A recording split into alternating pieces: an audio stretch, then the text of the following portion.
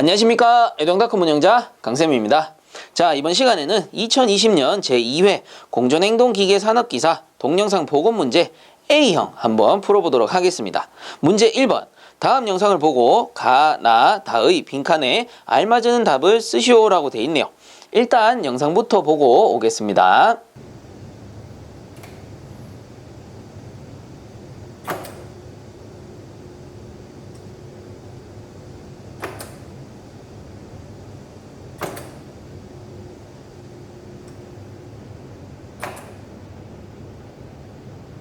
자, 영상들 보고 오셨는데 이 영상에 대해서 간단하게 설명을 드리면 최초에 차단기를 올립니다. 차단기를 올렸을 때는 아무런 동작이 없어요. 그리고 이 상태에서 PB 녹색 버튼을 누르게 되면 그린 램프가 ON 하죠. 그리고 이 상태로 몇 초 기다립니다. 몇 초 기다리면 어떻게 돼요? 레드 램프가 그 뒤를 이어서 ON 하게 되는 겁니다.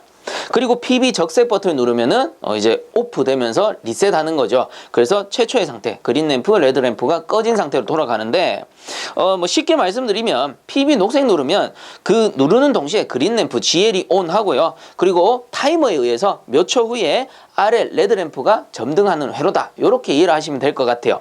자, 그래서 이 문제 같은 경우는 이 영상을 보고 가, 나, 다의 빈칸에 알맞는 답을 쓰시오 라고 했기 때문에 자, 여기 회로도를 보시면 가, 나, 다의 빈칸이 주어졌죠. 그렇다면 이 빈칸에 알맞는 답을 써넣어 주시면 되는 겁니다. 그래서 일단 답부터 먼저 알려드리면 요 가의 빈칸은 MCA 접점이 돼요. MCA 접점. 그리고 나의 빈칸은 GL이 됩니다. 그린 램프가 되겠죠. 그 다음 다의 빈칸은 이제 남아있는 RL이 됩니다. 그래서 레드 램프가 되는 겁니다. 그러면 왜 이렇게 되느냐, 요 회로를 한번 해독해 보면 되겠죠. 자, 그래서 이런 겁니다. 최초에 차단기를 올리게 되면은 요 밑에 아웃라인 쪽에 이 전원이 요렇게 다 들어옵니다. 요런 식으로 다 들어오게 되고요. 그리고 위쪽에 인라인 쪽을 보게 되면 인라인에도 전원이 이렇게 일단 들어오는데 자, 요렇게 쭉쭉쭉 들어갈 수 있겠죠. 그런데 밑에 접점들이 다 뭡니까? A 접점들이다. 요런 거죠. 그래서 전부 A 접점이기 때문에 최초에 차단기만 올렸을 때는 얘들이 아무것도, 이 밑에 아무것도 동작할 수 없다라는 겁니다. 자, 그래서 이 상태에서 PB 녹색 버튼을 누르는 거예요. 그렇다면 일단 손으로 눌렀다라고 칩시다. 눌렀을 때는 PB 녹색 버튼에 A 접점이 붙으면서 내가 누르고 있는 거예요. 전기가 요렇게 통합니다. B 접점이니까 통하겠죠. 그래서 MC가 ON 하게 되는 겁니다. 그러면 MC가 ON 하게 되면 어떻게 되는 거야? MC가 ON 하면은 MC의 접점들이 A 접점은 붙고 B 접점은 떨어지죠. 자, 그래서 A 접점 요게 요렇게 붙을 거고, 그리고 요것도 A 접점 요렇게 해서 붙을 겁니다. 자, 그래서 전원이 이렇게도 통해지니까 제가 스위치를 눌렀다가 떼더라도 요 스위치를 제가 손으로 눌렀다가 떼면 어떻게 돼? 접점이 원래대로 이렇게 돌아가지만 이쪽 편으로 그 전원이 들어갈 수가 있기 때문에 MC가 ON 된 상태로 유지가 되는 겁니다. 이 상태를 여자되었다라고 부르는 거죠. 자, 그리고 이쪽도 어때요? MCA 접점이 붙으면서 전기가 이렇게 들어가는 거야. 자, 그래서 이런 식으로 분배되어서까지 다 들어가겠죠. 자, 그래서 PB 녹색을 누르게 되면은 눌렀을 때 그 동시에 전원이 이렇게 들어간단 말이에요. MC가 ON 하면서 A 접점이 붙고 그 상태로 전원이 들어가기 때문에 타이머도 ON 하고 GL도 ON 하게 됩니다. 자, 그래서 PB 녹을 누르게 되면 바로 그린 램프가 ON 하게 되는 거고요. 그리고 타이머를 동작시켰지만 타이머를 예를 들어서 제가 3초를 세팅했다라고 치면요. 3초를 세팅했을 때 이 접점이 뭡니까? 이렇게 삼각형을 그려두면은 한시 접점이라고 있어요. 한시 접점은 설정된 시간, 한시적으로 동작한다. 그래서 한시 접점입니다. 그렇기 때문에 타이머에 전원이 들어간 순간에 얘가 붙는 게 아니고 전원이 들어가고 3초를 세팅했다면 3초 후에 A 접점은 붙어주는 거예요. 반대로 B 접점은 3초 후에 떨어져 주는 거지. 자, 그래서 제가 3초를 딱 세팅했기 때문에 PB 녹색을 딱 눌렀다가 떼더라도 그린 램프는 바로 점등되어 유지되지만 타이머가 3초 후에 동작하니 A 접점은 하나, 둘, 셋, 3초 후에 얘가 탁 붙는 거야. 그러면서 전원이 들어가면서 레드 램프가 ON 하는데 이게 몇 초 걸린다고? 3초 세팅했으니 3초 후에 ON 한다라는 겁니다. 자, 그렇기 때문에 PB 녹색을 딱 누르게 되면은 그린 램프 ON 하고요. 잠깐 기다리고 있으면 레드 램프가 3초 후에 ON 하게 되는 회로다라고 보시면 됩니다. 요건 설정한 시간에 따라서 ON 하는 시간은 달라질 수 있겠죠. 설명을 위해서 3초로 그냥 제가 임의적으로 말씀을 드리는 겁니다. 그리고 PB 적색을 이 상태에서 딱 누르게 되면은 자, 요게 탁 열린단 말이야. 열리면서 전원이 딱 끊겨요. 그러면 MC의 전원도 오프. 그렇게 되면은 MCA 접점도 다시 원위치 차단됐죠. 그리고 MCA 접점도 원위치. 그리고 얘가 원위치 돼버리니까 차단되고 타이머도 꺼져버리고 GL도 꺼져버리니 타이머 A 접점 역시 원래대로 돌아간다. 요렇게 원래대로 돌아가면서 RL이 꺼져버린다. 자, 그래서 PB 적색 버튼을 탁 누르게 되면은 전원이 싹 다 끊어지면서 그린 램프, 레드 램프가 꺼지고요. 원래 최초의 상태로 돌아가게 된다라는 겁니다. 자, 그래서 이 1번 문제의 답은 가는 MCA, 여기 나오죠. MCA. 그리고 나는 GL, 그린 램프. 그 다음 다는 RL, 레드 램프가 되겠다라는 겁니다. 자, 그 다음 2번 문제, 다음 영상을 보고 알맞은 회로를 찾으시오 라고 돼 있네요. 일단 영상부터 보고 오겠습니다.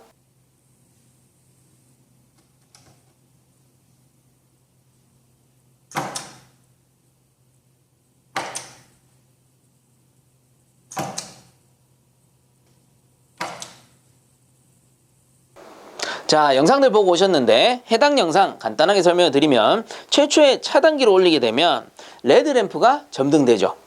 자, 이 상태에서 PBS1 녹색 버튼을 누르게 되면 그린 램프가 점등하고 레드 램프는 소등됩니다. 꺼져버리는 거죠.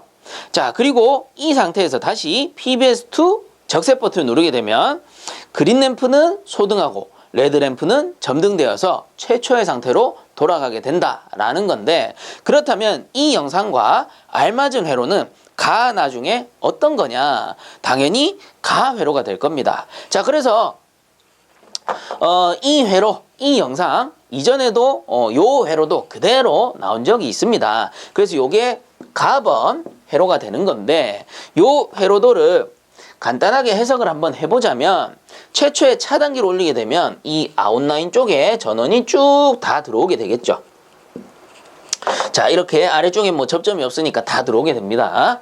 그리고 인라인 쪽, 위쪽 라인에는 전원이 이렇게 들어와 가지고 이렇게 흘러 들어갈 텐데, 자, 요거는 A 접점, A 접점, A 접점이니까 다 여기까지만 들어가요. 근데 요거는 뭐예요? MC B접점이기 때문에 이게 통과해서 끝까지 들어간다라는 겁니다. 이게 뭡니까? 차단기를 최초 올린 상태가 되는 거죠. 그래서 차단기만 딱 올리게 되면은 레드 램프가 ON 하게 되는 겁니다. 왜? 여기까지 전기가 다 들어가니까. 자, 그리고 이 상태에서 PBS1 녹색 버튼을 누르게 되면 어떻게 되는 겁니까? 자, 누르고 있다라고 한번 쳐볼게요. 이 상태에서 제가 손으로 이렇게 누르고 있다라는 겁니다. 누르고 있게 되면은 이 전원이 붙으니까 자, 들어가고 B접점이니까 들어가죠. 자, 그래서 MC가 ON 하게 되는 겁니다. MC가 ON 하게 되면 MCA 접점이 이렇게 붙고요. 여기도 MCA 접점이니까 붙겠고, 얘는 뭐야? MCB 접점이란 말이야. 그래서 B접점은 탁 떨어져 버리니까 차단되고 얘는 통하죠. 그래서 차단됐으니 레드 램프는 오프 하게 되는 거고 그린 램프는 ON 하게 되는 겁니다. 자, 이거는 제가 지금 현재 누르고 있는 상태고요.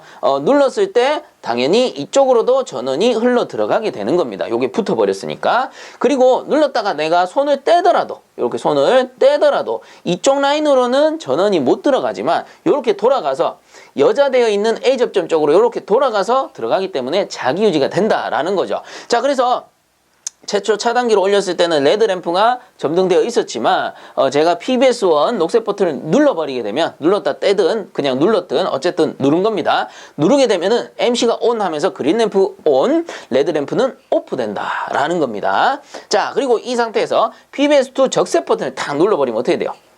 이 접점이 딱 떨어져 버리니까 차단되죠. 전원이 탁 차단됩니다. 그럼 MC가 원래대로 오프 되면서 자, 접점들이 원위치 하는 거죠. MC A 접점 원위치, 그리고 B 접점도 원위치. 이렇게 돌아가면서 자, A 접점 요 떨어져 있는 거죠. 이렇게 떨어지게 됩니다. 자, 이렇게 되면서 차단되고 전기가 다시 이쪽으로 들어가기 때문에 그린 램프는 차단되어서 오프 되는 거고 레드 램프는 다시 전원이 들어가면서 온 하게 되는 겁니다. 비접점이니까. 자, 그래서 레드 램프든 그린 램프든 하나씩만 동작하는 회로가 바로 가번 회로가 된다 라는 겁니다. 그래서 답이 가번 회로가 되는 거고, 나번 회로가 틀린 이유는 뭡니까? 나번은 요게 MC에 접점이 없죠.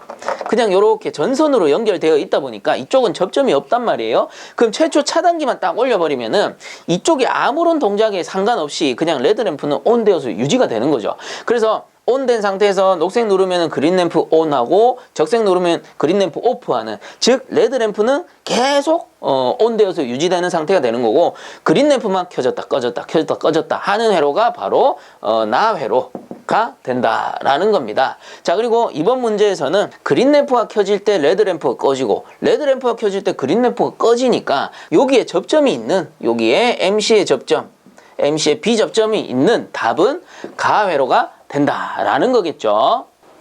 자, 그 다음 3번 문제. 다음 영상에서 보여주는 부품의 명칭과 그 사용 목적을 쓰시오 라고 돼 있네요. 일단 영상부터 보고 오겠습니다.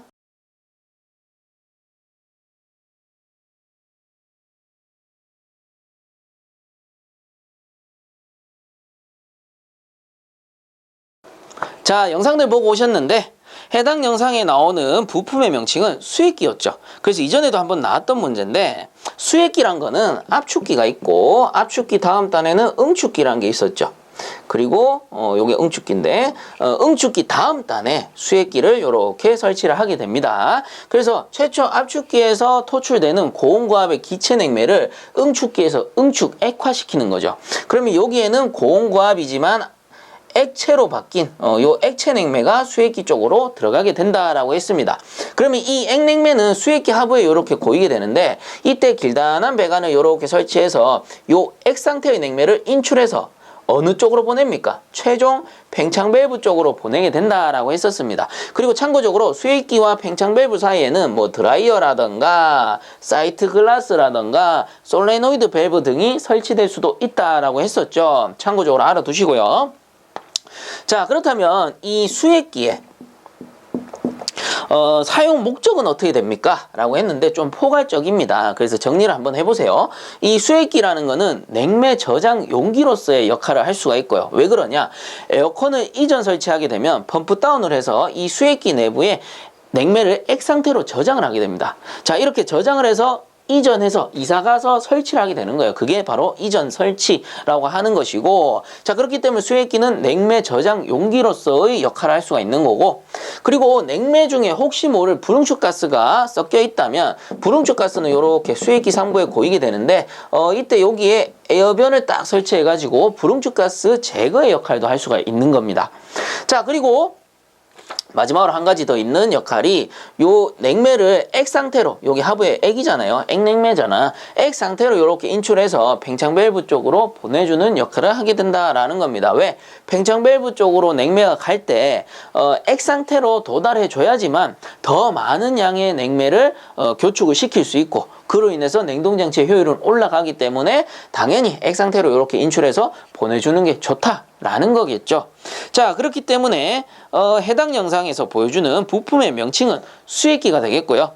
그리고 사용 목적은 정리해뒀죠. 응축기와 팽창 밸브 사이에 설치하여, 자, 응축기와 팽창 밸브 사이에 설치하는 겁니다. 응축기와 팽창 밸브 사이에 설치하여 냉매를 일시 저장하거나 불응축 가스를 제거하고 액냉매만 팽창 밸브로 보내주는 역할을 한다. 이렇게 정리해 주시면 되겠습니다. 자, 그 다음 4번 문제 보겠습니다. 다음 영상에서 보여주는 장치의 명칭과 사용 목적을 쓰시오 라고 되어 있네요. 일단 영상부터 보고 오겠습니다.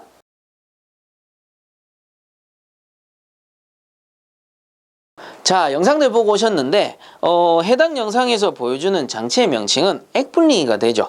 그래서 이 문제 같은 경우도 이전에 한번 나왔던 문제인데, 이 액분리기라는 거는 팽창 밸브가 이렇게 있고 증발기가 있겠죠.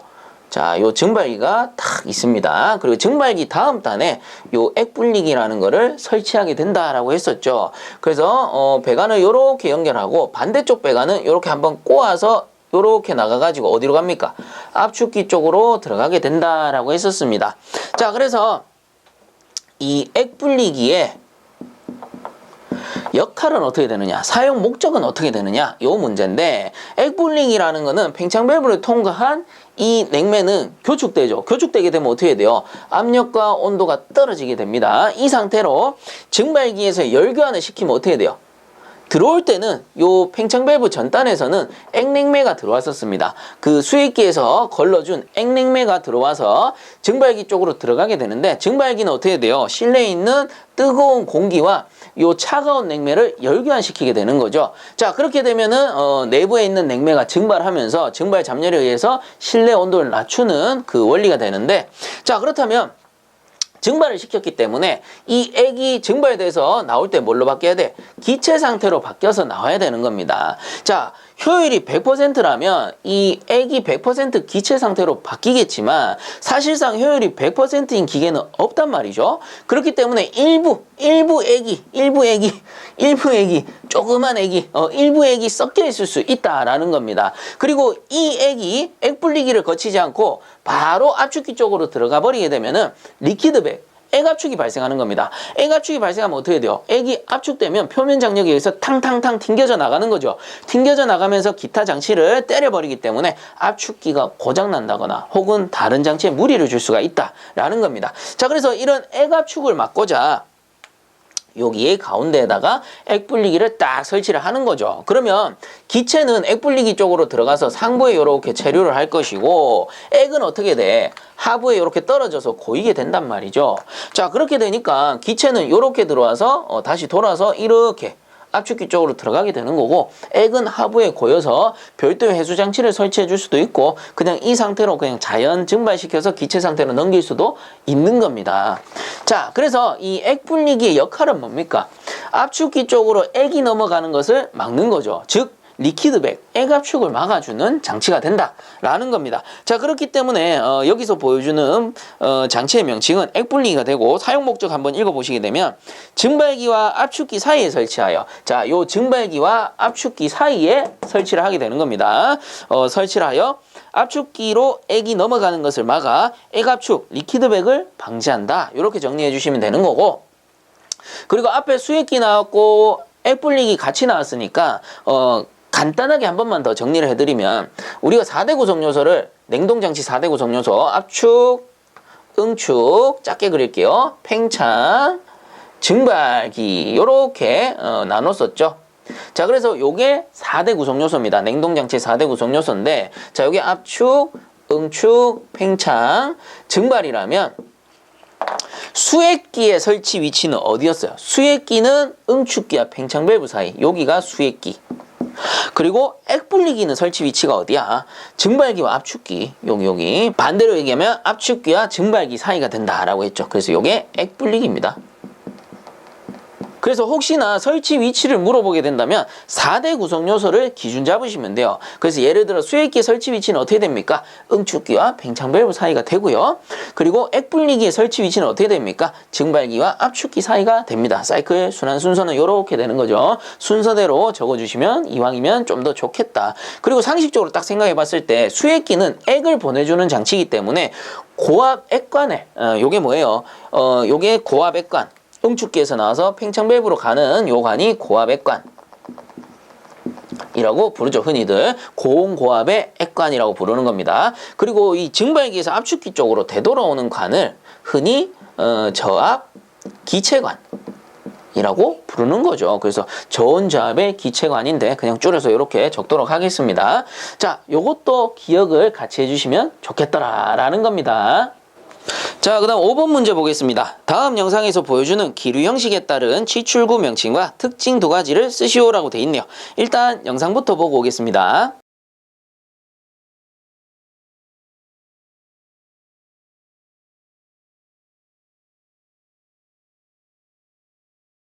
자, 영상들 보고 오셨는데 해당 영상에 나온 취출구의 명칭은 사실상 아네모스텔형이 됩니다.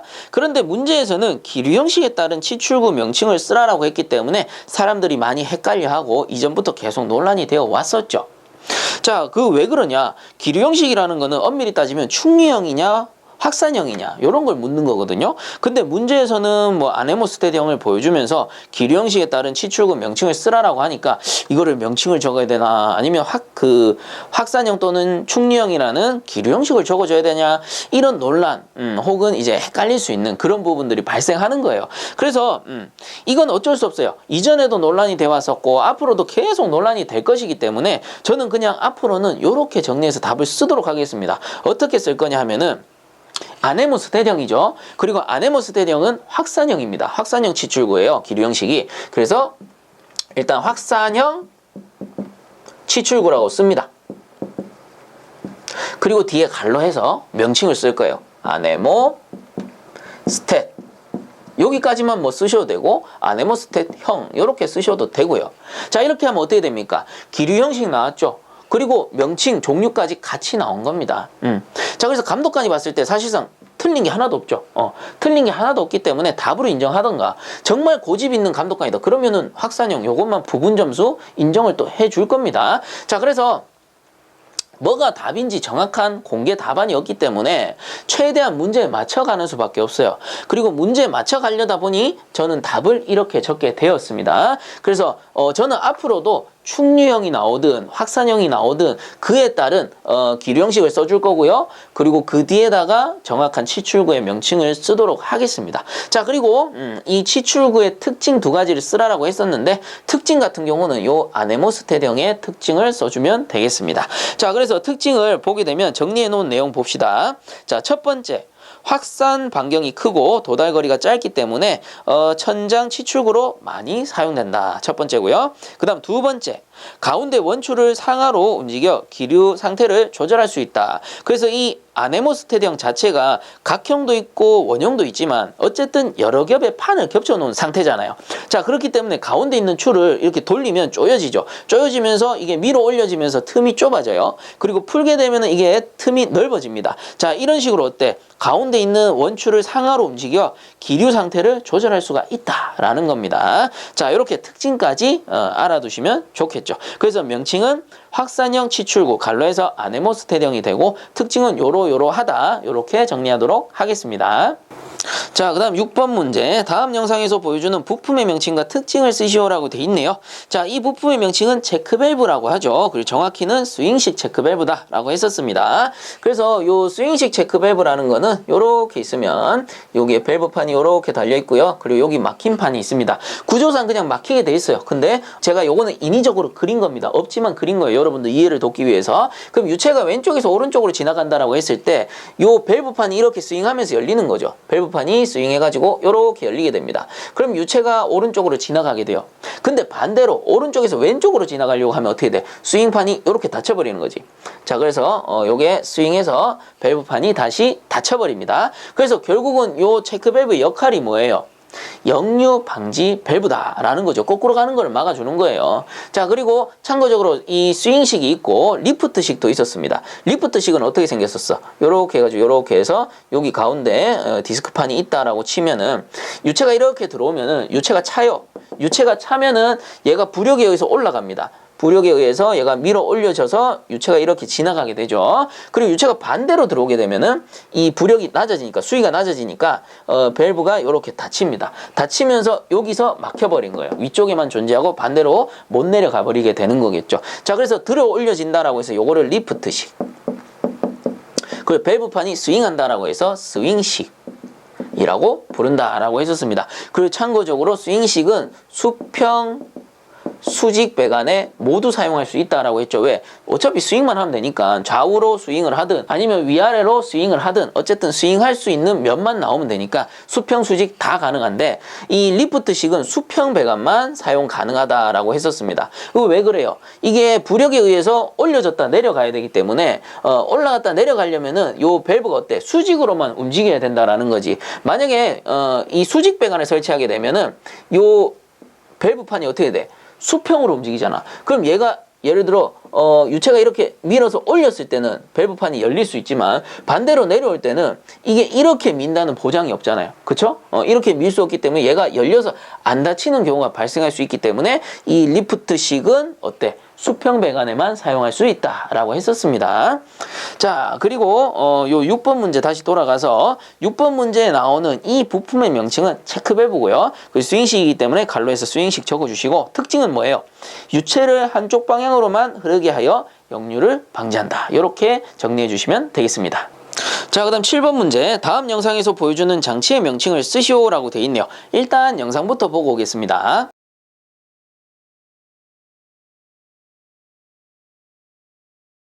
자, 영상들 보고 오셨는데 해당 영상에 나오는 장치의 명칭은 전압계라고 합니다. 그래서 장치를 잘 살펴보시면 이렇게 해가지고 가운데 V자라고 표시가 되어 있습니다. 이 V가 뭐냐? 볼테이지, 볼트. 그래서 전압을 측정하는 장치예요. 그렇기 때문에 이 녀석은 전압계가 되고요. 정확한 명칭은 교류 전압계가 됩니다. 자, 그래서 이 교류를 표시하는 기호도 있어요. 자세히 보시면 볼트 밑에 요 V자 밑에 요런 물결 표시가 있을 겁니다. 그래서 여러분들 잘 기억하세요.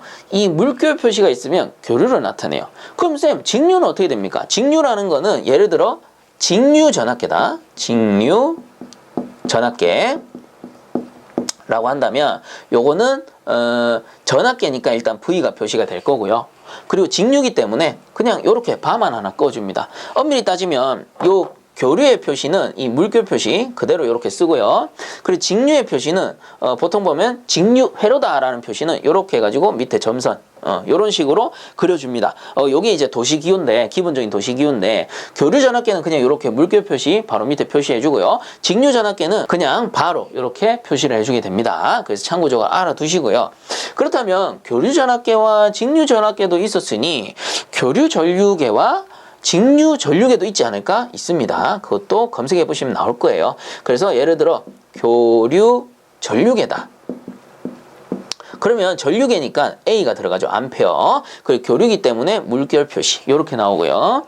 그리고 마찬가지 직류 전류계가 있다. 라고 치면 직류 전류계는 암페어 표시, 그 직류이기 때문에 이렇게 꺼주면은 요게 직류 전류계가 된다라는 겁니다. 자, 그래서 7번 문제 같은 경우에는 요 전압계 표시니까 답은 뭡니까? 교류 전압계가 된다라는 거겠죠.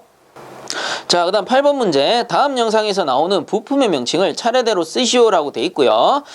갈로 안에 보시면 부품의 규격은 무시한다 라고 했으니 차례대로 보면 첫 번째 게 부싱, 그 다음 두 번째 캡, 세 번째 레듀샷, 네 번째 45도 엘보가 되겠습니다. 자, 그 다음 9번 문제. 다음 영상을 보고 가장치의 명칭과 그 역할을 쓰시오라고 돼 있네요. 일단 영상부터 보고 오겠습니다.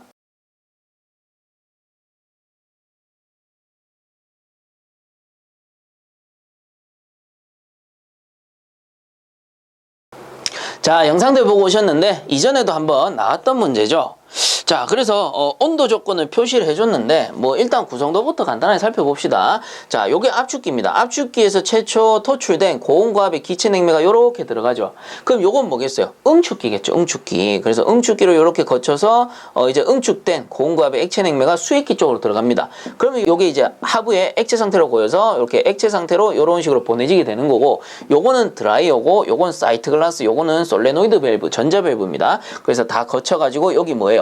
팽창 밸브 쪽으로 들어가게 되고, 팽창 밸브에서 교축되면은 이제 저온저압으로 떨어지죠. 그래서 저온저압에 요 액체 냉매가 증발기를 통과하면서 냉매가 증발하게 되고요. 이제 나올 때는 저온저압의 기체 냉매가 되어서 압축기로 바로 들어가게 되면은 혹시 모를 이 냉매액이 섞여 있다면 리퀴드백이 일어나니까 여기 장치 뭐예요? 액 분리기를 통과시켜서 기체 상태로만 압축기 쪽으로 이렇게 보내주게 되는 요 구성도다라고 했었습니다. 자, 그래서 여기서는 뭐예요? 실내 온도를 23도씨로 표시를 했고요. 그리고 가장치, 요게 가장치고, 가장치 온도는 37.1도씨라고 주어졌고요. 그리고 여기 있는 게 나장치. 나장치의 온도는 14도시다 라고 주어졌네요. 자, 그렇다면 가장치의 명칭과 그 역할은 어떻게 되느냐? 가장치는 뭡니까? 응축기입니다. 응축기. 요거죠, 요거. 압축, 응축. 응축기입니다. 응축기. 그리고 만약에 나장치를 물어봤다면 증발기가 되겠죠. 자, 그리고 응축기의 역할은 뭡니까? 방금 제가 구성도 설명하면서 다 설명해 드렸어요. 읽어보시면 압축기에서 보내온 고온과압의 기체 냉매를 외부의 공기나 냉각수를 이용해 응축 액화시키는 장치. 요렇게 정리해 주시면 되겠습니다. 자, 그 다음 10번 문제. 다음 영상에서 보여주는 부품의 명칭과 그 역할을 쓰시오라고 돼 있네요.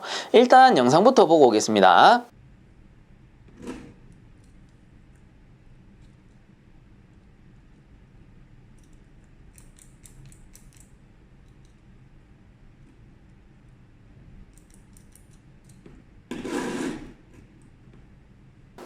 자, 영상들 보고 오셨는데 해당 영상에 나오는 부품의 명칭은 조광형 누름 버튼 스위치였죠. 그래서 이전에도 한번 나왔던 문제인데 요걸 줄여서 뭐 조광형 스위치 혹은 램프 스위치라고 쓸 수도 있는데 이왕이면 정확하게 조광형 누름 버튼 스위치라고 써주시면 좋을 것 같고요. 그리고 이전에는 명칭만 물어봤었는데 이번에는 역할까지 같이 물어봤습니다. 자, 그래서 역할 같은 경우는 일단 참고를 보시면 조광형 누름 버튼 스위치의 사전적 역할이 나옵니다. 그래서 역할 1번, 외부 회로에 연결된 하나 이상의 전기 접점을 수동으로 연결 또는 해제한다 라고 돼 있죠. 자, 그래서 여기서 연결이란 거는 메이크, 해제라는 거는 브레이크라고 나오는데 이 메이크는 말 그대로 A 접점을 얘기하는 겁니다. 그래서 동작을 만들어준다는 의미에서 메이크 접점 이렇게 쓰기도 하고요. 그리고 브레이크 같은 경우는 B 접점을 의미해요. 차단시킨다, 해제한다 이런 의미에서 브레이크로 사용을 하고 있습니다. 자, 그렇다면 역할 1번 같은 경우에는 조광형 누름 버튼 스위치의 스위칭 역할을 얘기하는 거겠죠. 그래서 말 그대로 스위치 A 접점, B 접점을 사용해서 스위치의 역할을 얘기하는 것이고, 그 다음에 역할 2번을 보시면 스위치의 동작에 따라 외부 회로에 연결된 하나 이상의 전기 접점의 동작 상태를 램프 점등 또는 소등하여 표시한다. 자, 이게 뭡니까? 조광을 나타내는 겁니다. 그래서 램프의 동작 상태를 이야기해 주는 거죠. 자, 그렇기 때문에 역할이란 거는 이 1번, 2번 다 적어주시면 사실 가장 좋죠. 그런데 이 사전적 의미는 읽어보시면 알겠지만 사실 좀 어려워요. 이걸 나열해서 다 쓴다라는 게 생각보다 좀 어렵습니다. 의미는 알지만 이 사전적 의미 그대로 쓰기가 어렵다라는 뜻이에요. 어떤 의미인지 아시겠죠? 자, 그래서 제 나름대로 이 역할을 정리한 게 바로 위에 답에 나오는 동그라미 2번의 역할이 됩니다. 그래서 한번 읽어보게 되면 회로에 연결된 전기 접점을 수동으로 연결 또는 해제하는 역할, 이게 역할 1번이겠죠. 스위칭 역할입니다. 그리고 역할을 하며 조건에 따라 램프를 점등 및 소등시킨다, 이게 조광이 되겠죠. 자, 그래서 여러분들도 제가 정리해 놓은 내용대로 써주시면 그 역할이 다 표현이 되기 때문에 답으로 인정을 받으실 겁니다. 그래서 여러분들 너무 어려워하지 마시고요. 이런 동영상 시험, 필답형 시험 같은 경우는 기본적인 답은 다 정해져 있어요. 그래서 어떤 표현만 들어가면 이거는 정답으로 인정을 해주기 때문에 정답을 정확히는 몰라도 어렴풋이 알고 있다면 여러분들 나름대로 정리해서 그 역할을 적어주시면 되는 겁니다. 사람이다 보니까 사실 알기는 아는데 이거를 사전적 의미로 딱 표현하기가 어려운 거죠. 글로서 나타내기가 어려운 거지 어느 정도 이해만 하고 계신다면 이렇게 정리해서 적어주시면 되겠다라는 겁니다. 자, 그래서 10번 문제의 부품 명칭은 조광형 누름 버튼 스위치가 되고요. 그리고 역할은 회로에 연결된 전기 접점을 수동으로 연결 또는 해제하는 역할을 하며 조건에 따라 램프를 점등 및 소등시킨다. 이렇게 정리해 주시면 되겠습니다. 자, 그 다음 11번 문제. 다음 영상에서 보여주는 댐퍼의 명칭과 작동 원리를 쓰시오라고 되어 있네요. 자, 이 댐퍼 같은 경우는 릴리프 댐퍼였죠. 그리고 작동 원리 일단 한번 읽어보면 실내의 정압을 유지하고 인접실과의 차압을 유지함으로써 외부의 오염된 공기가 청정실 클린룸 안으로 역류되는 것을 방지한다. 자, 그래서 이 릴리프 댐퍼라는 거는 이전에도 한번 나왔습니다만은 정압실에 사용이 되었었어요. 정압실이라는 건 뭐예요? 외부의 압력보다 내부의 압력이 높은 상태를 얘기하는 겁니다. 쉽게 말하면 대기압보다 높은 상태. 자, 그래서 이 가장 대표적인 정압실이 클린룸이죠. 클린룸 또는 수술실이 될 겁니다. 그래서 이 수술실이나 클린룸을 정압 상태로 유지해주는 이유는 뭐냐면 예를 들어 수술실이다라고 치면 내부에서 수술을 하고 있어요. 배를 갈라서 수술을 하고 있는데 외부에 있는 오염된 공기, 안에는 세균이 있잖아요. 이런 오염된 공기가 내부로 들어오면 어떻게 돼? 수술하는 도중에 치명적일 수가 있죠. 자, 그렇기 때문에 외부의 압력보다 내부의 압력을 높여서 정압실로 유지를 하게 됩니다. 자, 그리고 클린룸 같은 경우는 뭐 반도체 공장을 예로 들자면 외부에 조그만한 먼지만 들어오더라도 반도체에는 치명적일 수가 있습니다. 자, 그렇기 때문에 이런 정압실을 만들게 되는데 이때 사용하는 릴리프 댐퍼라는 녀석은 그냥 이제 단면으로 그리면 이렇게 생겼어요. 자, 이런 식으로 생겼고 요 단면을 이제 측면으로 돌리게 되면 측면은 이렇게 해서 볼록하게 이렇게 생겼습니다. 그래서 릴리프 댐퍼를 이 정압실에 이렇게 설치를 하게 되면 어떻게 되느냐 하면은 실내에 일정 정압, 그래서 알맞은 정압이 있을 거예요. 자, 근데 이 일정 정압보다 높아져 버리면 내부 압력이 너무 높아져 버리면 내부에 기타 다른 악영향이 생길 수가 있단 말이에요. 그래서 일정한 정압을 유지하기 위해서 필요 정압 이상의 압력이 돼 버리면 이 릴리프 댐퍼가 살짝 열립니다. 요게 뚜껑이 탁 열려요. 그러면서 내부에 있는 그 공기를 빼줌으로써 일정 정압을 유지시켜 주는 거고, 혹여 바깥에서 들어오는 외부에 오염된 공기가 들어오려고 할 때는 이 뚜껑이 탁 열렸다가 순간적으로 탁 닫힙니다. 그래서 우리가 밸브로 치면 일종의 체크 밸브 역할을 하는 거예요. 근데 정확한 역할은 내부 정압을 유지해 준다라는 거겠죠. 자, 그래서 그 명칭은 릴리프 댐퍼로 정리하시면 되고, 작동 원리는 실내의 정압을 유지하고 인접실과의 차압을 유지함으로써 외부의 오염된 공기가 청정시 클린룸 안으로 역류되는 것을 방지한다 라고 적어주시면 가장 좋고, 정 기억이 안 난다 라고 하시면 실내의 정압을 유지해주는 댐퍼다, 뭐 요 정도로만 정리하셔도 되겠습니다. 자, 그 다음 12번 문제. 다음 영상에서 보여주는 공구의 가, 나, 다, 라 중 다 부분의 명칭과 역할을 쓰시오 라고 돼 있네요. 자, 그래서 해당 영상에서 보여주는 그 공구는 자, 요 녀석입니다. 요 녀석. 이게 뭐예요? 커터예요, 커터. 정확하게 얘기하면 동파이프 커터, 동간 커터예요, 동간 커터. 그래서 요 커터 같은 경우에는 밑에 보시면 요게 핸들입니다, 핸들을 돌리고 풀고, 그래서 조이고 풀고 하면서 여기 가운데 보시면 커팅 날이라는 게 있어요. 요 커팅 날을 제가 열었다 닫았다 할 수가 있는 거고요. 그리고 여기 매니에 보시면 요 롤러 같은 게 있는데 요게 이제 고정 롤러라고 하는 겁니다. 그래서 동간을 커팅할 때 요렇게 가운데 놓고 고정 롤러, 상단에 있는 요 고정 롤러에다가 밀착을 시키고요. 밀착을 시킨 상태에서 아래쪽에 있는 핸들을 돌려서 커팅날을 밀어서 고정시킵니다. 그리고 이 상태에서 조금씩 돌려서 커팅하고 다시 핸들 조이고, 커팅하고 핸들 조이고, 커팅하고 핸들 조이면서 이런 식으로 서서히 잘라주는 거예요. 그래서 너무 한 번에 많이 조이면은 동간이 찌그러져서 안 돌아가니까 서서히 조금씩 핸들을 조이면서 조금씩 조여야 돼요. 조금씩 조이면서 커팅을 해주셔야 되는데, 이렇게 이제 커팅을 했죠. 자, 그러면 커팅하고 나면 요 내부 단면이 깨끗하지가 못해, 고르지가 못하단 말이야. 그래서 요 내부에 있는 거스러미를 제거해주는 장치가 이 동파이프 커터 뒤쪽에 보시면 요렇게 펴보면 요게 나옵니다. 요게 나와요. 요게 뭐냐? 리머입니다. 리머. 그래서 동파이프 커터 리머인데 요렇게 안에 넣어서 리머 작업을 해줄 수가 있습니다. 자, 그래서 요렇게 동파이프 커터가 있다면 아래쪽에 있는 게 핸들, 요게 커팅날, 고정 롤러, 뒤쪽에 있는 요 장치가 리머가 되겠습니다. 자, 그래서 문제로 다시 돌아가 보면 문제에서 얘기한 가, 나, 다, 라의 명칭은 가는 핸들, 나는 커팅날, 그리고 다는 리머, 그리고 라는 고정 롤러가 되고요.